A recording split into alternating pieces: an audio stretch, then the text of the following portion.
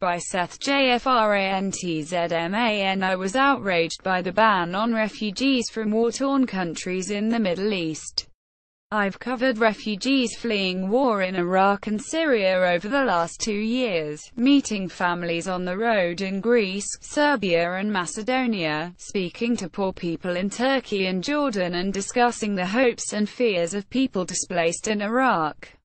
If you want to ban terrorists, these are the last people to hit with a refugee ban.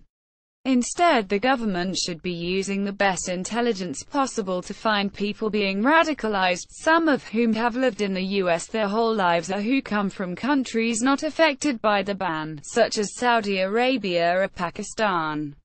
So I was outraged, and then I read the executive order. There are many full texts of the order online, such as at CNN, the NYT, the WSJ or Independent.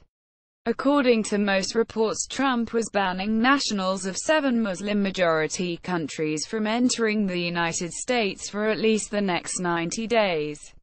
This bars people from Iraq, Syria, Iran, Libya, Somalia, Sudan and Yemen. U.S. Senator Elizabeth Warren said, "Let's be clear, a Muslim ban by any other name is still a Muslim ban," and Senator Chris Murphy claimed Trump has now handed ISIS a path to rebirth. Media, such as Vox and The Independent, compared the ban to banning Jews from entry during the Holocaust and bashed Trump for singing the order on Holocaust Memorial Day. World leaders are condemning Trump's Muslim ban, according to headlines. I had to see for myself, so I read the executive order. The order does seek to protect the American people from terrorist attacks by foreign nationals admitted to the United States. It says that it seeks suspension of issuance of visas and other immigration benefits to nationals of countries of particular concern. It also says, I hereby proclaim that the immigrant and non-immigrant entry into the United States of aliens from countries referred to in Section 217A12 of the INA 8 U.S.C. 1187A12 would be detrimental to the interests of the United States, and I hereby suspend entry into the United States, as immigrants and non-immigrants, of such persons for 90 days from the date of this order. And it targets Syrians specifically. I hereby proclaim that the entry of nationals of Syria as refugees is detrimental to the interests of the United States and thus suspend any such entry until such time as I have determined that sufficient changes have been made to the USRAP to ensure that admission of Syrian refugees is consistent with the national interest. But, wait a sec. According to the reports, the order bars all people hailing from Iraq, Syria, Iran, Libya, Somalia, Sudan and Yemen. Critics had attacked Trump for selecting these 7 countries and not selecting other states linked to his sprawling business empire. Bloomberg and Forbes bought into this. But, wait a sec. I read the order and Iraq, Iran, Libya, Somalia, Sudan and Yemen are not mentioned in it. Go back and read it again. Do a CTRL-F to find Iraq. Where is Iraq in the order? It's not there. Only Syria is there. So where are the 7 nations? Where is the Muslim ban? It turns out this was a form of fake news, or alternative facts. Trump didn't select 7 Muslim-majority countries. U.S. President Barack Obama's administration selected these 7 Muslim-majority countries. The Department of Homeland Security targeted these 7 countries over the last years as countries of concern. In February 2016, the Department of Homeland Security today announced that it is continuing its implementation of the Visa Waiver Program Improvement and Terrorist Travel Prevention Act of 2015 with the addition of Libya, Somalia, and Yemen as 3 countries of concern, limiting Visa Waiver Program travel for certain individuals who have traveled to these countries.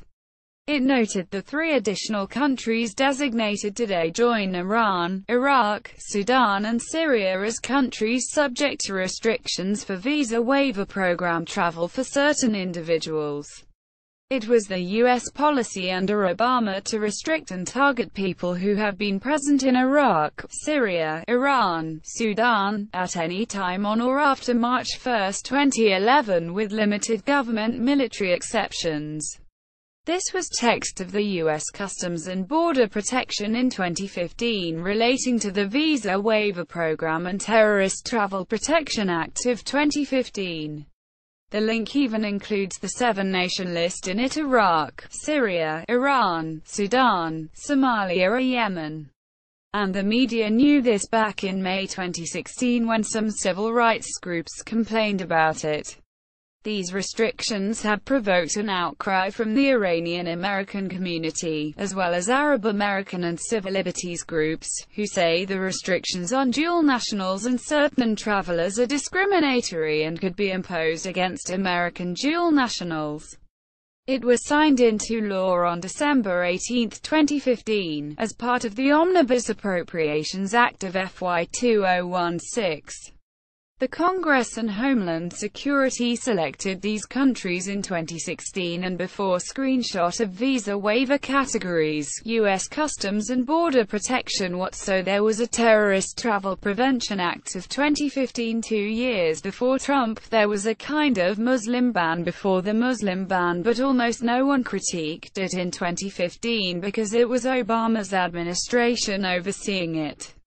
So for more than a year it has been U.S. policy to discriminate against, target and even begin to ban people from the 7 countries that Trump is accused of banning immigrants and visitors from.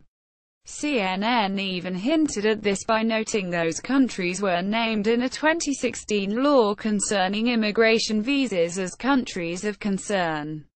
But why didn't CNN note that the 7 countries were not named and that in fact they are only on the list because of Obama's policy? The ban didn't exclude countries linked to business interests. It targeted countries of concern drawn up last year by Obama's administration and Congress because mainstream media has been purposely lying, either due to ignorance or because of unwillingness to read the document and ask questions, and because they are too ready to accept facts without investigating.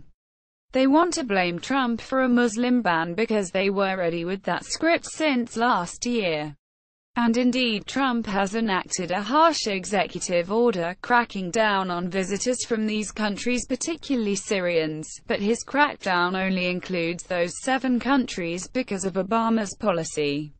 Trump's decision to go beyond the policy and increase the Obama policy harms refugees, but it only increases an existing discriminatory policy. It doesn't invent it. Reading media reports, you would never know that. Most disingenuous, truly bordering on fake news, are the reports that claimed the 7 countries were connected to Trump business interests, as if Obama's DHS picked them because of Trump. So why didn't any one of the thousands of reporters covering this read the same document and ask the same question and do the same investigation of where the 7 countries of concern came from? A simply Google search would have revealed the history. A bit of searching around U.S. code would have explained it. Were reports misleading on Trump Muslim ban? The public should be suspicious of Trump's policies, and the media should speak truth to power and demand answers from the administration. But the media should also be truthful with the public, and instead of claiming Trump singled out 7 countries, it should note that the U.S. Congress and Obama's Department of Homeland Security had singled out these countries. It should have told us about the Terrorist Travel Prevention Act of 2015 rather than pretend this list was invented in 2017. Trump's executive order said countries of concern. It didn't make a list. That list was already made last year and years before.